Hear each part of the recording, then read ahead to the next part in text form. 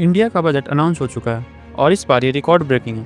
इस साल का डिफेंस बजट 7.84 लाख करोड़ का है, यानी पिछले बार से 15% ज़्यादा, और यह इंडिया की जीडीपी का 2% है। और डिफेंस कैपिटल बजट है 2.19 लाख करोड़ का, यानी पिछले बार से 22% ज़्यादा। इसका मतलब है नए फाइटर जेट्स होंगे, नए मिसाइल्स होंगे और हाईटेक वॉर सिस्टम होगा। ये बढ़ोतरी इसलिए इंपॉर्टेंट है क्योंकि पोस्ट ऑपरेशन सिंदूर हालात में भारत को 24/7 वॉर रेडीनेस चाहिए होगा। अब आता है सबसे कंफ्यूजिंग सवाल, बांग्लादेश को दिया जाने वाला पैसा घटा है या बढ़ा है? पिछले साल 120 करोड़ अनाउंस हुआ था, लेकिन सिर्फ 34 करोड़ दिया गया।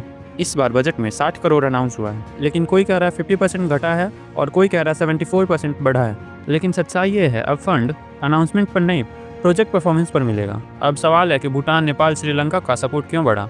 क्योंकि इन कंट्रीज में इंडिया बैक्ड प्रोजेक्ट्स चल रहे हैं। इंफ्रास्ट्रक्चर, हाइड्रो पावर, कनेक्टिविटी जैसे काम ऑन ट्रैक हैं। पॉलिटिकल कोऑर्डिनेशन इंडिया के साथ स्टेबल है। और अफगानिस्तान का पैसा 50% इसलिए बढ़ा क्योंकि ये पैसा डायरेक्ट सरकार को नहीं मिलेगा, ये पैसा ह्यूमैनिटेरियन और एसेंशियल प्रोजेक्ट्स के लिए है।